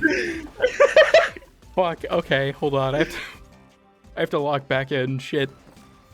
I'm sorry. To put the YouTuber voice back on. Okay, next up. One of the best updates for the game was the Deadlock protocol. Updating the Corpus tile set and lore was something needed for a long time. I think there should be the same for other factions in the game. Almost all the factions have a 10-0 hunter system that needs to be touched up more. They should definitely touch up older maps for sure, those are very outdated. All the older assassination missions especially. The Sergeant isn't even a challenge to most players at that stage. The newer bosses, while not as easy to kill, are more fun in how they have different phases or attack styles. Honestly, I completely agree with this take in terms of like more old stuff needs to get like the Deadlock protocol treatment. I don't know if it's like a huge swath of the game, but I bring this up in every goddamn episode at this point. Neptune and Pluto not having their own tile sets makes me so mad. It's so lame. I think that like the relights are cool, like the asteroid base relight, like that stuff's cool. But I'd like to see more things on the level of the Deadlock protocol of like, yeah, we're totally changing the boss, we're totally changing the mechanics of the tile set, it added the Granum Void as this new activity you could do. Like, all that stuff was great. Same with Jovian Concord, I think it was, the one that overhauled the Gas City. Like, I just would love more tile set reworks. Honestly, I know this is an unpopular take. They could delay Tau 5 goddamn years if it meant they made the Origin system feel finished, because I still feel like a lot of it does not feel finished. Yeah, it's very unfinished, yeah. I feel like... I've been discussing this with some of the people in Sage's server already. I feel like there's a lot of room for like smaller content updates or like little side projects at DE where they could focus on like, oh yeah, we can go back into the Origin system and like, you know, have a little bit of a smaller team maybe dedicated just for like improving the new player experience and updating the current star chart to have it more, you know, make it feel more modern. Yeah. Than have like Tau a little bit on a threshold of like, oh yeah, this is our big update, or like maybe even slow down the updates. I wouldn't even mind that, and like just say, oh yeah, here's rework tile set every like half a year we get like a big expansion. If that means the quality of like the new Tau tile sets it's just gonna peak. For example, I really want them to take their time with Tau to make it as good as possible. Yeah, for sure. Like, I guess I should probably say, to make it clear, I am super excited for Tau, and I think that there's like a lot of interesting stuff to explore there, but I do think it's kind of unfortunate that like several planets share tile sets. I mean, Mercury and Saturn are functionally the same place from a gameplay perspective, and then you look at like Pluto, Neptune, and Sedna all are recycles of previous things. Like, I don't know about you, SuccMut, but when I was a new player, getting to Neptune, because like up to that point it was mostly new stuff, right? Like, I mean, there's like places like Phobos and whatnot that aren't new, but getting to like the end of the star chart and seeing it just started to recycle everything I had seen already was so lame. I was so upset by that, and I've carried that with me for the next 12 years. I think it got a little bit overshadowed for me just because of like the sheer amount of stuff that was like thrown into my face that I didn't even realize it. But retroactively looking at it, yes, it's heavily recycled, and I think there's a lot of room to improve on that. Yeah. Like, for example, how they reworked the Corpus tile sets with like the lighting changes and whatnot. There's so much room for like I said, a smaller team to maybe dedicate themselves to doing that with the other tile sets, and maybe give them a little wiggle room, maybe give them like a little bit of a you know, sparkle sunshine, and say, oh yeah, if you want to become like level designer really fucking good, maybe you could have fucking apprentices or whatever the fuck, or like new employees working on that, and see how like things go. Yeah, for me, like, even as just kind of, because I have many opinions about Neptune and where I think it could fit into the larger game, but even just as, like, an easy option, just make it have its own, like, spin-off variant of the Gas City tile set. Like, you could have, like, a fixed-up version that's not, you know, broken down because of the Ropalo list fucking everything up. If you had, like, maybe, like, a variant tile set of, like, okay, here's, like, a different version of the Gas City. Yeah, you can have like you can have the regular Gas City, and then you could have the incredibly gassy Gas City. I don't know if I agree with that. I'm not sure if I agree with that one. That's a 0 out of 5 Golfagor Okay, take. I apologize. I shouldn't even say that as a German, bro. Damn, I didn't even think about that. That's fucked up. I'm sorry. This is staying in the video. This is staying in the video. Damn. But yeah, I feel like you look at like Neptune, like I said, you could give it like a variant, and I think you could do like variations for other places as well. Like Sedna largely recycles things from Ceres. Maybe we could have like a Ceres variant tile set that's kind of like a facelift and sort of like tweak of an existing one to make them feel more distinct. I don't know. My ideal world is like totally new tile sets that explore like new ideas. Like the lore fragment for Pluto says it's the main manufacturing hub for the Corpus, and you can see from like the Railjack skybox there's like this giant something on there. And it's like, okay, what if there was like this giant like Corpus factory tile set or something? Like that could be cool as hell. But it's probably not super within the scope of feasibility to ask for something like that. So it's like, shit, dude, I'll take a variation of an existing tile set if that's what, you know, gets me something unique here. Abandoned mines, caves, stuff like that, whatever the fuck. Yeah, it would be really cool. Yeah, I think there's a lot. There's a lot of there's a lot of wiggle room to improve on. And like I said, maybe even doing that, as I said, would be an improvement because, hey, if they take their time with Tau, they would also avoid repeating the same issue. Yeah. I don't think they're gonna make the same issue again because their budget is a lot larger now, but it's you never know. You never know. Yeah, after Isle Weaver was a thing. After the heirloom skins first came out, I genuinely started to wonder, like, did we just forget? Because it's like, oh yeah, Excalibur Prime, the specter of Excalibur Prime has haunted this game literally since he went away. Like, the reason Umbra was added, I genuinely think, was because of Excalibur Prime. Like, that entire thing was done because of Excalibur Prime. And it's like, for our 10-year anniversary, let's do the same fucking thing. Like, what? Yeah. It's the same thing, like how every, like, 10 updates or so, they're adding a new fucking ability with no line of sight checks, and it's instantly fucking stupid. Yeah. Great Stars, Dante, fucking... Yeah, list goes on. Fucked up. Like it's like classic DE moment, bro. It's a DE moment. Yeah, it's especially especially with hold on, I'll fucking hit him with the sticker.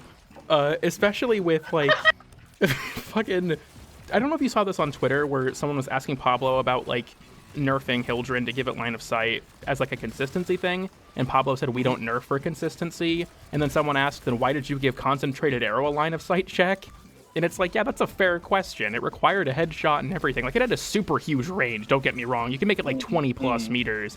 But it's like, if we don't nerf for consistency, then why did we nerf that one for consistency? Yeah, DE moment. Like I said. I guess I don't know if there's anything else you want to say for this one, if you want to move on. I think this is a 4 out of 5 Golfagors, bro. Okay, well, this person, I mean, maybe they're getting banned from your channel, but they're safe on mine at least. 4 out of 5? Hello? It's good. I mean, yeah, but they're fine. You said you were gonna ban all of them from your channel. Oh wait, yeah, never mind. Yeah, I'm getting banned. I forgot. Fucked up. Next up, I almost passed out from heat stroke today, so if this is intelligible, I'm sorry. Are they apologizing for me being able to read it, or I think they meant to say unintelligible? If they got a heat stroke, bro, I think the hot take is valid, bro. That's true. That makes this a real hot take. Dude, honestly, fuck it. I'd go outside if I knew the heat was stroking people. Okay. My hot take is Warframe needs to do a total overhaul of the way content islands work. Again, with evergreen content, there is no reason to do most content. If there was a way to convert currencies from one island to another at a diminished rate, like 1 token to a quarter token, and if shops had more items worth getting in them, this game would be a little healthier. Also, I think that the next deluxe should be for Foley, and she should be gay now. # let's go lesbians. Yo! I like this guy. Yeah, I think they had the right idea. I'm gonna be honest, like reading through this, I think the heat stroke might have had a bit of an effect on the way it was worded, but that's fine. I think we can get down to brass tacks on this one, as the saying goes. A counterpoint. We have universal medallions. That's actually what I was gonna say. We should... I wonder Okay, if we there should you just go. make it so like you can just each vendor has universal medallions for sale with like a conversion to like maybe 5,000 standing buys you one because they're worth 1,000. It could be a cool way to like transfer the currencies over, or make it like, oh, if you really feel like grinding one thing past to the point of like needing everything from it. Like say I have everything from the Sanctum, but I still want to do stuff there, but I don't really want to play like in Cetus. You could kind of grind the stuff that you think is fun and then transfer at least a portion of that currency over. Exactly. Yeah, I think that there's something there for sure. As well as like we had relic packs and stuff got added as an evergreen currency with certain syndicates. I think that seeing stuff like that more is also generally a pretty good thing to have. Like if you enjoy this specific section of content, then you have rewards that you can get from it that are more flexible than the sort of like one and done things like a Warframe or a weapon or something. Thinking about it a second time, I think it would have a little bit of an impact on the player economy and the market, because the more annoying content will just, you'll just fucking play something else and then boom, there you go.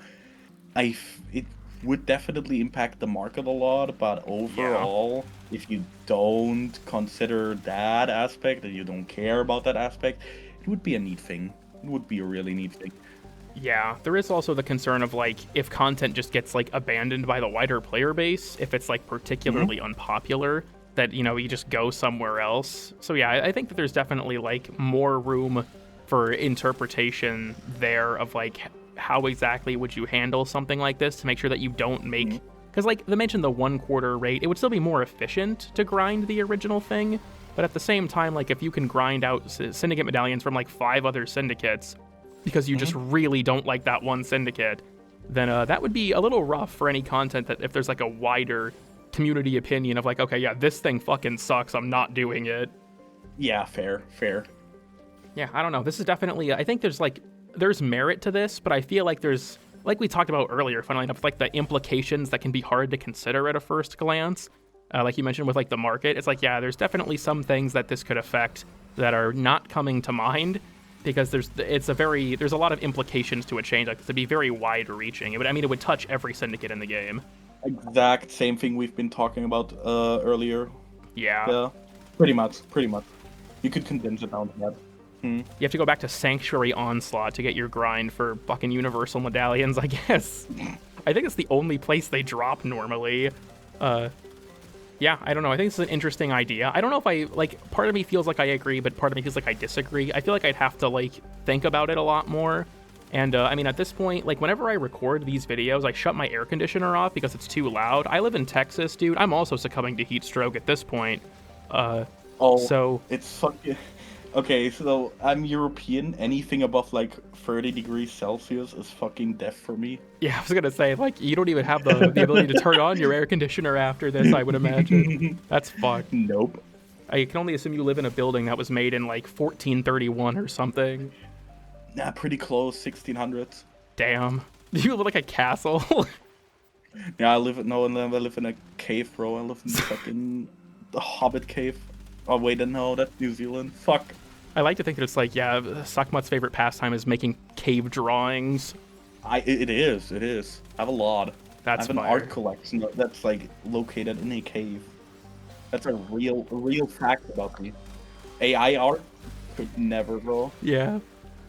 Well, I guess I don't know if you have anything else you want to say about this take. Like I said, I feel like there's a lot we could discuss, but it's kind of hard for me to, like, nail it down because if this was earlier, I think I could have had a much more interesting conversation about this.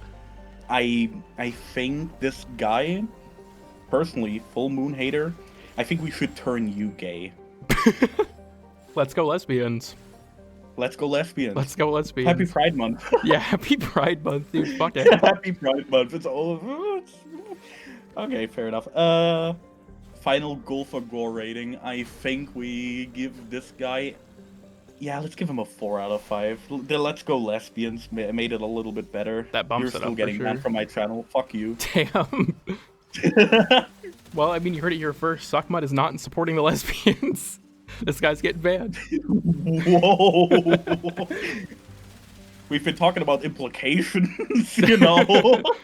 Dude, I'm just making shit up. At this point, I'm just slandering you. I don't give a fuck.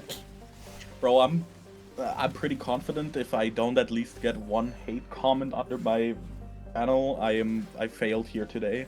That's true. I'll go leave it, actually. After this, I'll just leave the hate comment on your channel if you want. Can I keep this in the video? I'm really happy that like our first interaction was like, okay, so I was sitting here and I was like, okay, how could I like when you responded to one of my videos for the first time, I was sitting there and thinking like, what's the stupidest thing I could say? And then one of my friends hit me with the sign my Steam profile. And it's still the fucking most hilarious thing that you went out of your way and you actually commented under my Steam. Yeah, dude, because I think it was on your companion video. I was like, oh, this is a good video. I didn't know some of the stuff in this. So I have to comment on it. It was like, please sign my Steam. I'm like, dude, fuck it. I'll go look for it. Just to play into the meme. It was so fucking great. Yeah, that was because I was like, that was not what I expected you to tell me, but like, fuck it, dude, I'll play along. That shit's funny. Oh, Jesus fuck. Okay, I will say before we go, I do have one last take. This is the special joke one I reserved. This has to make it in the video, so I'm just gonna read this out.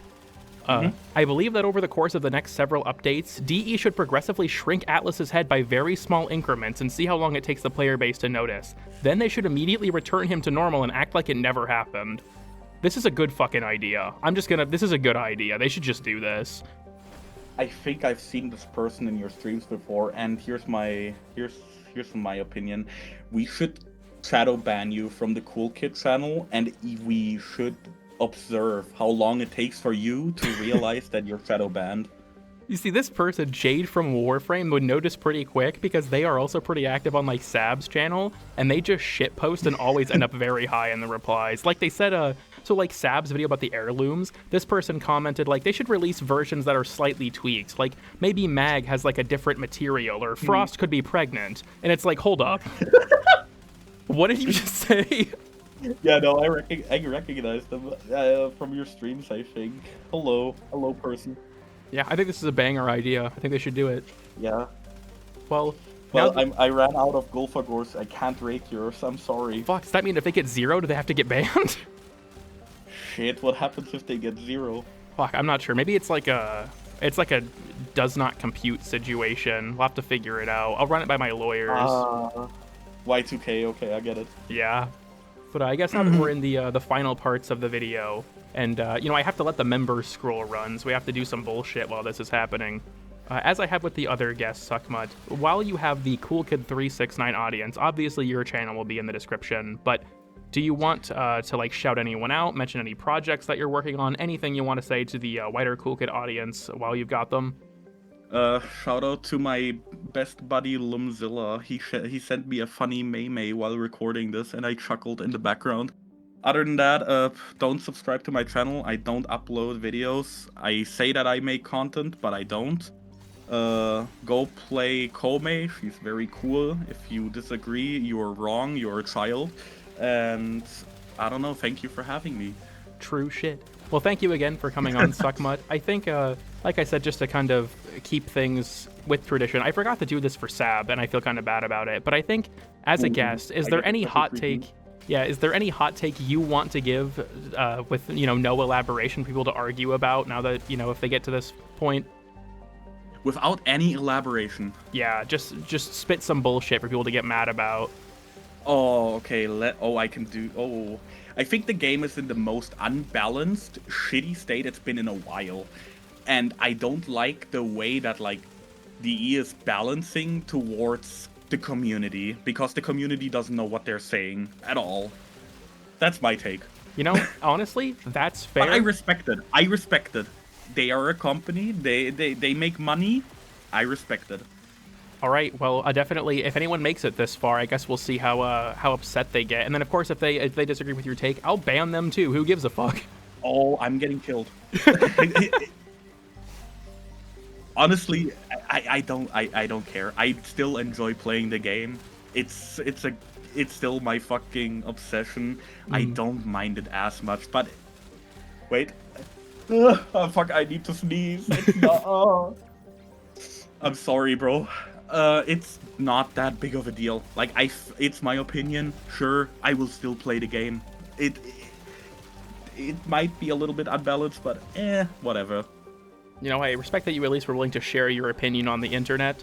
But unfortunately, you're probably going to get doxxed for this one. So maybe all the arbitration stuff shouldn't have even remained a secret. Maybe you're fucked regardless. 308, Albuquerque, New Mexico. True shit. Well, I think I'll actually go... Warner Ziegler, bro. Actually, real life Warner Ziegler from Better Call Saul. Banger. Well, thank you again for coming on, SuccMut. Of course. I appreciate you making the time to join my shitty podcast that I refuse to admit is functionally a podcast. Appreciate you having me on. Yeah, thank you for joining. This is certainly going to be an interesting episode when I do this all in the edit. Bro, I said yes, I agree, and then no, I don't agree. And then people get mad. I'm happy. Yeah, and then you were like 3 Gulfagors. That was a highlight for me. But yeah, I guess for the viewers, make sure to dislike the video because SuccMut was in it. Yes, exactly. Dislike the video. Report CoolKid on YouTube. Report a Steam account. Yeah, report this video for terrorism, dude. And sign my Steam profile, please. I really appreciate it if you do that. I really enjoy it. I might just have to put your Steam profile in the description. No. That would be so fire. I'm gonna be honest. It'd be so fire. Yeah, I need to just end this episode, dude. Thank you everyone for watching. Like, sub, brush your teeth twice a day, and I'll see y'all next time. Random files are not real. They are maybe real. Maybe.